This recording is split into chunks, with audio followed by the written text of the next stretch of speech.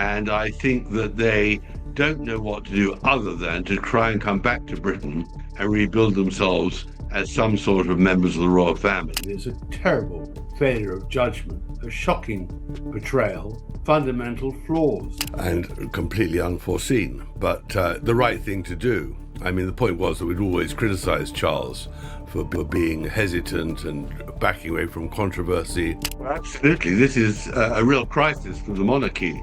And I think there's more to come out. See them filming and including in the Netflix series a private text message. Okay, they don't reveal the contents, but clearly a negative text message that William... Absolutely. What we're really now seeing is that both of them, having posed as the victim for so long, are really the aggressors. And what I really thought at the end of it as well was this, which I think is a very, very pertinent point. A complete catastrophe. I get a little heat. I get pushback when I say, what did the Queen think she was paying $12 million for? Tom Bower just dropped some jaw-dropping revelations that will make anyone's blood boil. And yes, it involves Meghan Markle, the late Queen, and a Netflix deal that's stirring way more drama than anyone imagined. We're talking about that infamous balcony at Buckingham Palace, the one everyone recognizes from royal celebrations. And what Tom Bower claims Meghan and Harry were really after will shock you. 4 years, whispers floated around about their priorities. And now it seems Bower confirms it. People have said it for years. It's about fame. It's about money. And apparently, it's about getting the perfect shot. I think it's mixed. I think that once she saw Meghan when she came to London in 2016, 2018, and she reached out to Victoria to get freebies. And I must say, it's always beyond Meghan. Meghan doesn't believe in reconciliation. Look at her appalling relationship with her father. She's a hard nut. Meghan left Britain and then the Oprah Winfrey interview has been really poisonous. Bower sat down for an explosive interview. He's the author of Revenge, the book that peeled back layers on Meghan's personality. And his upcoming release promises even more shocking behind-the-scenes palace secrets. So, what's all the drama about this balcony? That balcony isn't just a place to stand and wave. It's a symbol of royalty itself. According to Bower, stepping up there with the King and Queen sends a clear message. I'm part of the family. I belong. I'm recognized. Tens of thousands of fans gather below, cheering, waving flags, and celebrating the monarchy. It's more than proximity, it's membership. Yeah. When you stand on the balcony, you're part of the royal family. You're part of the target of tens of thousands of people in the Mall down to Buckingham Palace, cheering and attesting to their support for the monarchy. So to be on the balcony with the King and Queen and William and Kate would have been absolutely invaluable to Meghan and Harry.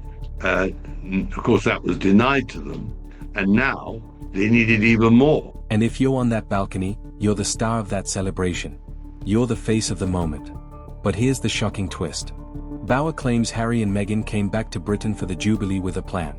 A literal checklist of what they wanted to capture on camera. And topping that list, the balcony shot. Can you believe it? Like they were picking items off a shopping list. Scene for Netflix. Scene for Netflix. Don't forget the balcony. And it gets even more intense. When they tried to bring cameras into the Queen's private space, it wasn't just controversial. It was startling. But she has been a huge curse on the British royal family and on Britain now even more. And one doesn't know how her daughters are going to cope with it. I mean, she was pretty ruthless in her use of her daughters. This was during the Jubilee when the Queen was in her final months. On the surface, it might sound like a touching family visit. But according to Bower, it wasn't just family time. It was about filming, capturing content, and creating footage for their Netflix series. Harry and Meghan walked in with their offspring, ready to document what should have been an intimate family moment. But then a lady in waiting stepped forward with just 5 words.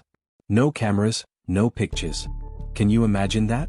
There was a very important moment where they brought their children to meet the Queen in Windsor. And as they walk into the room to meet the Queen, a lady in waiting steps forward and says, no cameras, no pictures. And that's the one reason they came to England. They literally had to be stopped from filming a private moment with the Queen in her final months. That's the level of control, the level of intrusion Bauer is revealing. The scandal isn't just the balcony. It's the mindset behind it. Every move, every visit, it seems like there was a camera-ready goal in mind. The Jubilee, the Queen's private moments, even family interactions, they were potentially set up for the screen.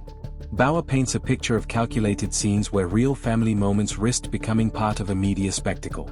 King is battered by the Andrew saga. The one thing he doesn't want now is even more controversy with Harry and Meghan, which of course is just what they do want. Because they're going to find more interest in themselves to get another series, to get some sort of exposure, to get money. I mean, that's what they're all about now. And here's the kicker. According to Bauer, that's exactly why they came back to England. That balcony shot, that perfect footage was planned in advance. The Royal Jubilee wasn't just a family celebration. It was a stage, and they had their eyes on the cameras. Tom Bauer is crystal clear about this. They were after those photos for their Netflix series. They wanted to cash in on the Queen's name one more time, but the palace wasn't having it. They were blocked, denied, shut down. Period. The palace knew exactly what was going on. And that's why the lady-in-waiting was so firm. No cameras, no pictures. End of story. You can't just turn private family moments into a media show. And the palace made that clear. And here's the kicker.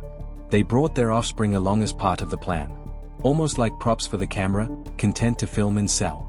Meghan is deeply unpopular here, and as the Queen's last words were, you can't be half in and half out, and that's what they'd want. On the other hand, William, under no circumstances, in my opinion, would allow Harry to come back, and Meghan would be certainly stopped midway across the Atlantic. Their problem is that they've got no future. I mean, as ever, all her products, of course, is a complete disaster. She's got no Netflix series.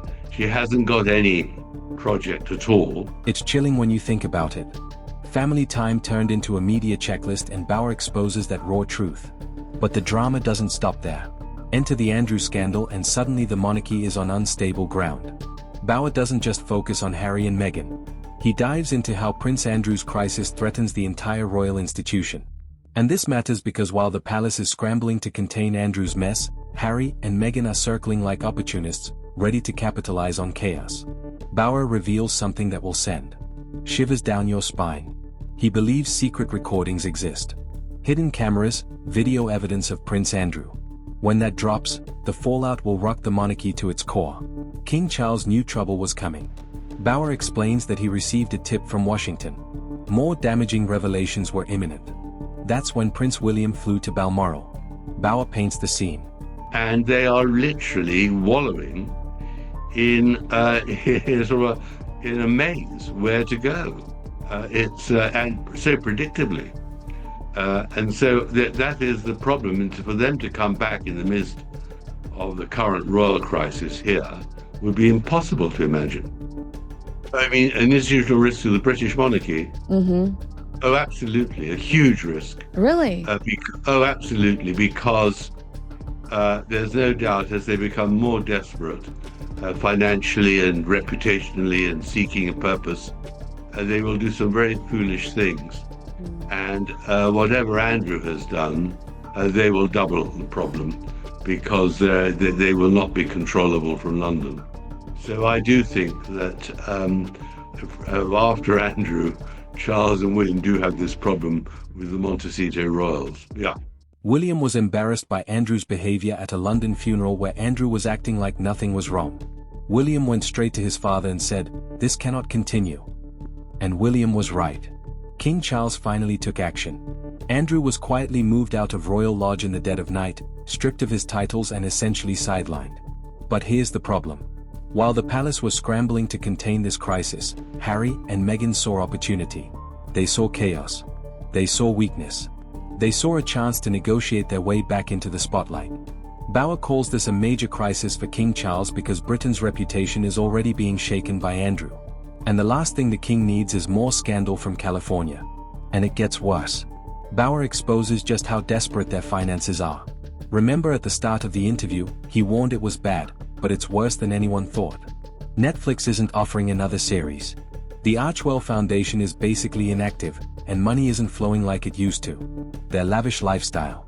It's expensive and the funds are drying up fast. Bauer puts it bluntly. They're running on empty tanks. Think about it. Massive Monaceto mortgage security staff. A lifestyle that doesn't come cheap. They refuse to slow down, but the cash just isn't coming in. American Riviera Orchard flopped. Meghan's podcast got cancelled. Harry's book was a one-time payout. Gone. And now they're down to one asset left.